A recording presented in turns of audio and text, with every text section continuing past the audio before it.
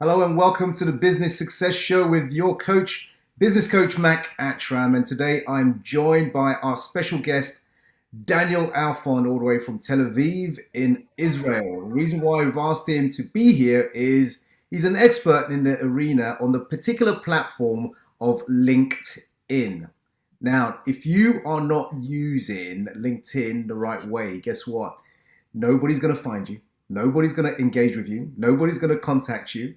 So what he does very well is this. He helps you build your profile on LinkedIn so you can do what you're here to do. What is that? Business. Business.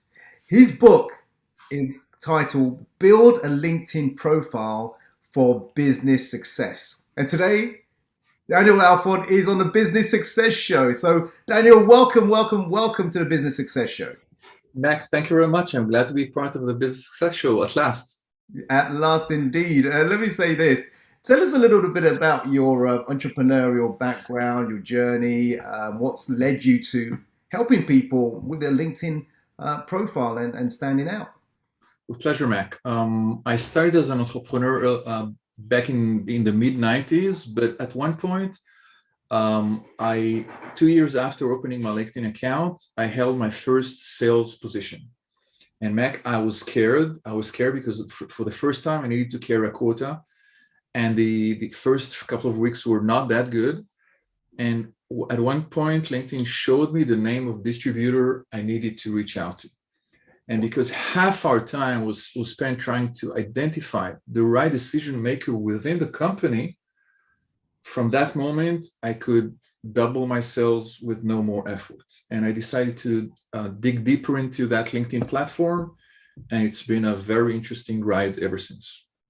All because you were able to find the right person, interact with the right person, have a conversation eventually with the right person, and okay, fantastic. And what year was that then? Was that the late 90s then, in regards to LinkedIn? It was a bit later. I opened my account early in 2004. Yeah.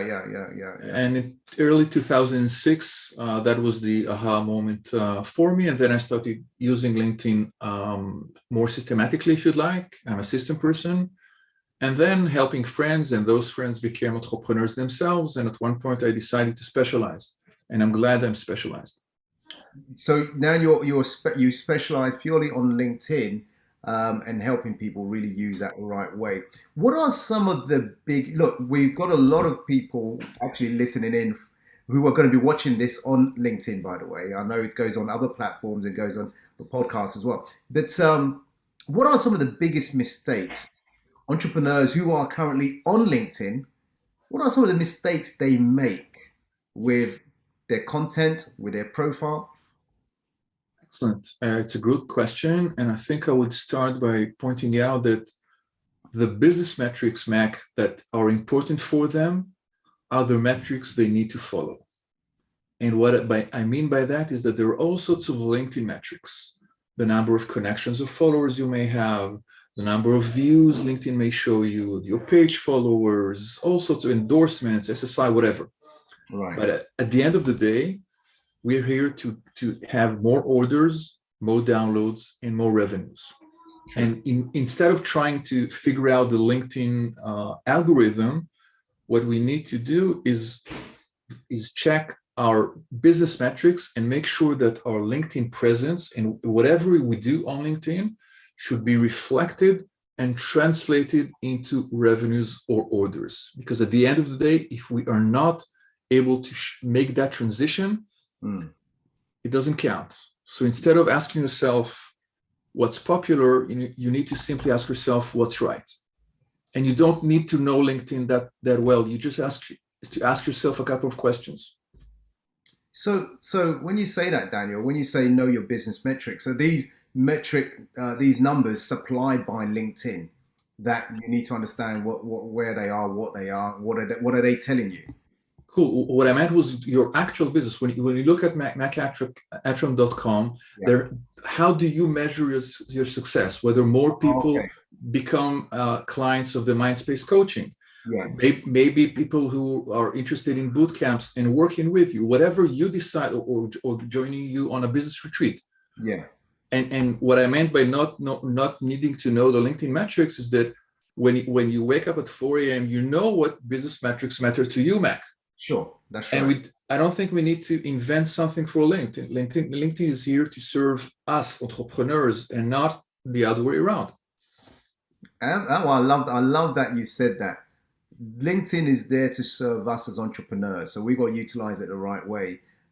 Okay, so the so if someone goes to their website, they got their Google Analytics or whatever format they're using to understand the traffic to their site, what's happening, who's converting, who's not converting. Once they have all of that, then how does LinkedIn, or where does LinkedIn come into play with all of that? Excellent. Perhaps two topics we could mention is your network and your networking in general, or referrals, if you like. Yeah. You can gain from a lot of business through exposure, and you could also gain a lot of business through word of mouth or referrals. Okay. And based on your own business and your own personality, I would advise you to pick one. If you see yourself as an influencer, if you're a public speaker, then maybe exposure is the right metric for you, the right method to do it. Mm-hmm. Other entrepreneurs could be amazing entrepreneurs, but they could be introverts. Right. And they could also leverage LinkedIn simply in a different way. Mm-hmm. They would connect with people they know well.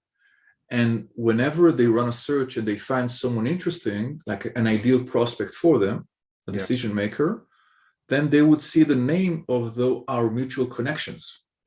And if you know those people well enough, you could leave LinkedIn, reach out to them, and in some cases, you could gain a meaningful introduction into your ideal prospect. Outside of LinkedIn, the big secret is to know when to leave LinkedIn. LinkedIn has showed you, Mac, the name of the person, and it showed you the name of the mutual connection. But instead of just hitting connect, try to aim for the real world. Will you be able to have a call with your prospect thanks to the person who knows both of you? That's another way to use LinkedIn very simply. You know, you're right there. You know, the very early years of using LinkedIn myself, I think it must have been about 2000 and probably 2004, 5 or something like that. And that's very much what it was. Someone would message me, say, "Do you know Daniel Alfon? I can see you're linked. You're connected." And I'll say, "Yes, I know him. We did some business together. Yeah, can you introduce me?" And that was going on a lot for many years. I don't see that as much now. What is the reason behind that? What's changed? Because very much it was that, but now I'm seeing it more towards the Facebook, towards the pictures, towards this. One of the reasons, Mac, may be that for many people, they have a sort of mixed network. And by mixed network, I mean, in my book, there are two ways to approach the networking aspect of LinkedIn. Right. And they're almost mutually exclusive. One is go for exposure and have tens of thousands of followers or connections. Okay. And that's a large quantity. And the benefit would be that whenever you share something, then many people will see it. It's very simple. Okay. There's another way to do it. And that means you connect with people you know well. It couldn't be tens of thousands. Maybe it could be even less than 1,000, but you know all of them. Yes. And the greatest benefit would be the ability to gain a meaningful introduction. Now, most people start with quality, shall we say? Yeah. And at one point, they think they need to get exposure, but they never get to the exposure side. They stay somewhere with 1,000 or 2,000 connections, which means they don't enjoy a significant enough exposure. You have 8,000 followers, so when you share something, many people will see it. Right. But if I had a quarter of that, then it wouldn't be that many. Right. And on the other hand, they have polluted the quality of their network. So whenever they look up a prospect and they see 2 or 3 names, they no longer know who those people are. So the chances of gaining a meaningful introduction are slim. Simply ask yourself, what do I want to be as an entrepreneur? Would I prefer to be the most connected or the best connected? Okay, so it's a decision that the entrepreneur has to make, whether they go for exposure or they want real connections that becomes meaningful. Okay, got it, got it. You know, one of the things you say is that the profile headline within your LinkedIn is so important. Why is that? Why is the profile headline so important? I love that you asked the question. The reason our headline is so important is that, Mac, that's the first significant text anyone will see even before visiting your LinkedIn profile. Say we run a search for business coaches or any keyword, then people would see your name, they would see a thumbnail, and they would see your headline. By default, the headline is simply the name of your latest or current employer and your title. So it could be, if you hadn't changed it, it could be founder, Mindspace Coaching. Okay. There's nothing wrong with that, but your own headline says business coach, entrepreneur, investors, and then helping entrepreneurs grow their business profitability and create a better lifestyle. Correct. Why is that better? Because it's a lot more interesting for the entrepreneur than knowing the name of the company you founded. Hey, so Daniel, you saying my team did the right thing? When you selected them, you made the right decision. I made the right decision. Yeah. You know what you're saying there, Daniel. That's how it used to be. You're absolutely right. That's how it used to be. And the danger of that, you're right. People really don't know. You know, they come across your name, it says founder of that. It doesn't mean anything to them. But if there's something that says, oh, okay, I think I'm interested in that, then they can follow through and follow on. I love that. I'm glad you cleared that up.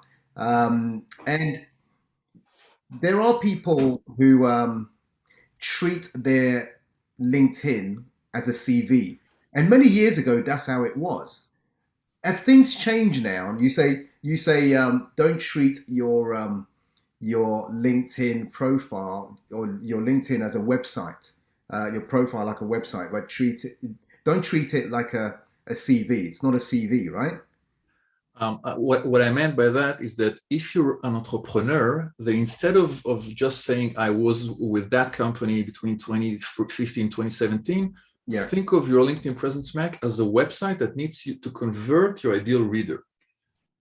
Okay. And that means you can tweak your LinkedIn profile there's three questions I would ask. One, who is your ideal reader?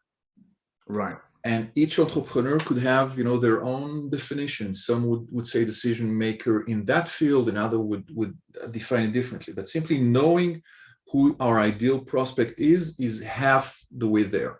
I was listening to an episode you released with, I think it was Ioannis Gratsinopoulos, and he, and you asked him about two mistakes many entrepreneurs are making, and the first one he mentioned was a lack of clarity or vision.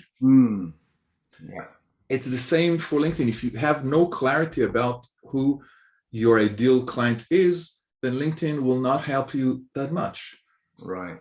Just ask yourself, if you could pick between everyone in the world, who would be your ideal prospect? And then once you have that decision, the next question we could ask is, Max, say we could make all those people visit your LinkedIn profile now. What action would you like them to perform? So what would you say? All right. So what action would be just contact me, send me a message, or click this link, learn more. I want them to do something if they're the right person. Excellent. So now we know who your ideal reader is. We know the type of action you would like them to perform. And for many entrepreneurs, it would be along the lines you mentioned. It would be either go to that page or download that piece or reach out to me and message me. Yeah. So now what we need to ask is, if we enable people to visit your profile, your ideal prospect to visit your profile, are we building your profile in a way that will make them feel compelled to reach out to you and go to macattram.com or visit the specific link you want? Right. And that means you show them the information that matters to them. Right. Our profiles, our LinkedIn profile is not here to serve us. It's to serve our reader. And Right. when I glance upon your profile before reading anything, I see accelerate your business as your banner. Mm. So it doesn't, if I'm not interested in business, I may move on. But the only clients or the only prospects I imagine that would interest you are those who want to accelerate their business. Correct. So Correct. simply thinking about your ideal prospect and making your own LinkedIn profile prospect ready or prospect attractive for the prospect would help you convert them on your website and on your page. The conversion is likely to happen on your website and not on LinkedIn. Hmm. Wow. There's some great insight in that, really. You know, as you're speaking, I'm thinking we have most of the people listen in and watch this are entrepreneurs. Some are want to be entrepreneurs. So if they are still an employee, the same thing stands that their profile should be talking to their prospective employer, that person that might think, oh, I'm interested in this person. It looks very interesting. And the same as an entrepreneur, the eventual buyer or the reader or the prospective clients, I'm interested in that. So this makes sense in saying setting it up the way that entices them to want to know more and connect with you. I love that, Daniel. Very, very good. Very, very good. What are some of the myths about, you see, a lot of people who use other platforms. I like LinkedIn, by the way, Uh-huh. but if Uh-huh. people use Facebook, they use Instagram, they use, especially Facebook and Instagram users, LinkedIn. No, it's so boring. Why would anybody spend any time there? But what people don't realize is there is money there and there's business to be done there and there's real connections, not fluff there as well, right? Yes, you're absolutely right. What are some of the And myths? What are some of the myths that you come across? Maybe five, four. um, I think that many entrepreneurs who are not familiar with the platform would imagine that their company page on LinkedIn is important, whereas for most entrepreneurs, their own individual profile is way, way, way more important. Mm, Okay, if your staff has 20, 50, 100 people, your individual profile, Mac, is where marketing will happen. For managers who have, Fortune 2000 companies, yeah. then their LinkedIn page may be important. But if you're an entrepreneur and you're a solopreneur, you want to start out, or we have a couple of people working for you, Yeah. then the page is not that important. Right. Right. Because if I asked you that, if we were to see the number of pages you follow on LinkedIn, it will be a minimal amount, whereas you would have many connections. The normal action for the normal behavior would be to connect as individuals. So John Doe would send you an invitation, and you, Mac, can decide to accept that or reject that. But to follow that person's page is something you wouldn't do for many people. So start with your own LinkedIn profile, forget about the page until you employ hundreds or thousands of people. Right. Right. Okay. Good. That's very important to our listeners. And what I'm hearing you say, if you are not a large corporation, big company, a recognizable brand or company, the page is not going to make any difference because people will search for Virgin, they'll search for IBM, they'll search for Tesla, but they're not going to search for, maybe if a small company, they don't know the brand, they may search for the entrepreneur's name because they saw that entrepreneur speak on the platform or do a blog or post something on Twitter. So I get that. That's a key distinction there. Fantastic. So one thing I wanted to ask you is this. I know LinkedIn is constantly evolving and improving constantly. And I noticed recently, I don't know when it was, maybe a year or 2 years ago, maybe less than that. You can be a connector or is it a creator? Well, there was a terminology my team were telling me, which I didn't realize. Was it creator or connector or which what was it? I think you're referring to the creator mode. Creator mode. What's the difference between that and the standard connections on LinkedIn? Okay, the standard connection is simple. You see someone's profile and you could connect with them. Sure. The creator mode enables you, Mac, to switch things around and to say the default action would be to follow me, Mac, without sending me an invitation request. Just to follow you. Okay. Yeah. Okay. Okay. The ability to follow people existed years ago, but it wasn't that straightforward. And that means that if you produce high quality content, Yeah. and you can make people follow you by default and potentially get some more exposure, because in general, your exposure is influenced by the number of connections you have. Right. Yes. And LinkedIn claims that more people will find your content if you become if you use the creator mode. Right. It could be interesting to play with for some of the listeners here, especially if they produce what I would call educational content. Mm-hmm. Okay, the transactional content doesn't succeed very well on LinkedIn, but top of the funnel educational content, like asking yourself for my ideal prospects, what would keep them up at night? And if you say that the customer success manager has trouble engaging with their staff or their clients with A, B, and C, is there a way I could produce content around that that will make them discover me or my services? And if you do that, then more and more people will follow you, will discover you, and will go to your website and say, Mac, I've been following what you've written for a year and a half now. Now I'm ready. Right. So you've made them aware, you've nurtured them, and it's taken a year and a half, maybe 3 months, whatever. But that period of time, they're watching, and there's consistency, and that consistency says, okay, I think this is the girl or the guy for us. Okay, I love that. So I think that's clearer now. And so creator and connection. I think that's clear. Now, I want to ask you something. One of my good friends wrote, he talks a lot about digital rapport. Because we know when it comes to marketing or sales, especially sales, if there is no rapport, it's very hard to sell. It's very hard to close. And by that I mean, I get so many messages saying, hey, here's my stuff. Do you want to buy it? Or, hey, here's my stuff. Do you want to go and check it out? Hey, here. And I'm thinking, I don't know who you are. You want me to go and check this out? Or you want me to buy this? Or you want me to have a meeting with you? I don't know who you are. And so in that regard, are people missing an opportunity in terms of using LinkedIn the wrong way? Because honestly, I do ignore it because I'm busy, just like you. Mm-hmm. I'm thinking, why should I click this link and do that? It doesn't mean anything to me.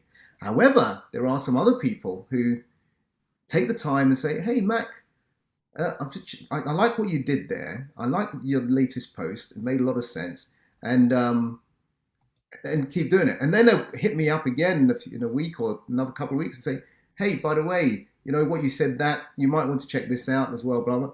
And they building rapport with me. Eventually, we take the conversation offline.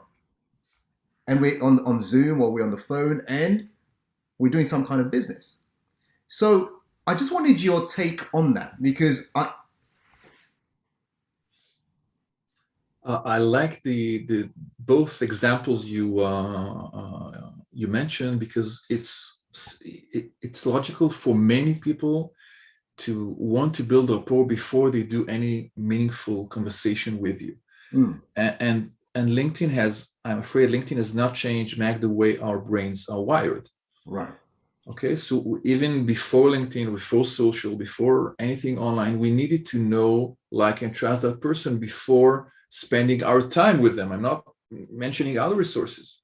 So the fact that you can automatically send 1,000 messages to people and 2 of them will convert makes some people, it's tempting for some people to think that's a long-term strategy. But what happens is that out of the 998 people who have not converted, your brand looks way less interesting. It looks more spammy. It's not thoughtful. Whereas what you described, simply reading in a genuine way something you shared or something you wrote, and relating to that makes a lot more sense, because you could convert double or 10 times more in less time. But instead of just shooting 1,000 random messages to people, say, it doesn't make sense. And I think when you build rapport in the long term, it's a great way to accelerate your growth and to make your business grow. Mm. And I think this is where people need your help to actually help them to use LinkedIn the right way, especially as an entrepreneur. Use it the right way, and like you said, you can actually now double or quadruple the number of people that you can connect with and do eventual business with. Hey, by the way, Daniel, for those who want to connect with you and maybe want to learn more about the strategies you have that has been helping business owners for many years, what's the best way? Do you have something for them? Of course, thank you very much, Mike. If they go to my website, that's danielalfon.com. In the homepage, there's a giveaway, a freebie that will help them make their profile headline shine. We discussed your profile headline earlier. So that cheat sheet is simply a before and after exercise that will make them turn their LinkedIn profile headline into something that is likely to convert more people and make them more attracted to us. Awesome. Yeah, because I think, okay, I love that. So that's danielalfon.com. We'll put a link in for people as well. And on the web, so they can download this freebie and it helps them, their headline shine. Because that's the first thing people will see anyway, right? And Yes. if they don't get past that, they don't get past the headline, they don't see anything else that you have. So I think that is so important. Very, very, very important. I just want to say, if you're listening in or you're watching, you are listening to and watching the Business Success Show with me, Mac Attram, and the LinkedIn expert, Daniel Alfon, all the way from Tel Aviv, Israel. And so do comment, do share, do subscribe, whatever is relevant to you on whichever platform you're on right now. It's great. Before we go, I'm going to see if there's any last words from Daniel. He's given us some golden nuggets already that we can use as entrepreneurs. And if you are listening to this on a different platform to LinkedIn, maybe you're watching YouTube or you're on Instagram or Facebook, don't forget, if you're an entrepreneur, there are many platforms that your ideal clients could be on. And if they're on LinkedIn, find a way of attracting them. If they're not on LinkedIn, then fine. But you'll find that it's a hidden treasure trove that can be mined as well. Daniel, any final last words before we finish? Thank you very much. I love that what you mentioned about if our clients are there, then we need to be there. It's not whether we like it or not. It's a business necessity, if you like. Maybe if I can suggest something for our audience here, is to try and keep in touch with people before they need anything from them. Sounds very simple, but when I look at your profile, I see that we share two or three names. Say maybe one of them I haven't been in touch for a year. Now there are two options. One is to move on, and maybe down the road in 6 months or 2 years, I will need something from that lady or that gentleman, and then I'll knock on the door and say, "Remember me? I'd like you to introduce me to X." Or we could message that person outside of LinkedIn and ask how it's been, and do it in a genuine way. Right. And what will happen is that if we manage to do this, for the next 2 or 3 years, simply by messaging twice or 3 times without needing anything from them, I promise you that in 3 years' time, we'll feel a lot more. It'll be a lot easier for us to reach out to them, and they're going to treat our request or email or whatever it is we did in a much nicer way, because nobody likes to be remembered only when we need them. That is very, very powerful. And as you're speaking there, it took me back to the many years that I've been on LinkedIn. And I'm not saying I'm perfect on LinkedIn. I've got a lot to learn. I've got to download your stuff. I've got to watch what you're doing. I've got to listen to you. And very much that's what the platform was. it was a digital networking platform. And today, what you've shared with us is some nuggets to take us back to that and say, hey, this is about human interaction and you caring, not just being needy when you want something, but actually staying in touch, networking, and eventually that can come to fruition in one way or another. I love that. So, Daniel, thank you, thank you, thank you. And I want to say for everyone watching and listening in, thank you for tuning into this particular podcast where we've been talking all things LinkedIn. As you know, we don't have much time, but if you want to learn more, study more, and actually make this beneficial to you, then check out Daniel Alfon, danielalfon.com, download his stuff and check him out, connect with him, let him help you. Mac Attram, bye for now. Daniel, thank you again. Thanks a lot. It's been a pleasure to be part of the Business Success Show. You're most welcome. Thank you for gracing us with your time and energy.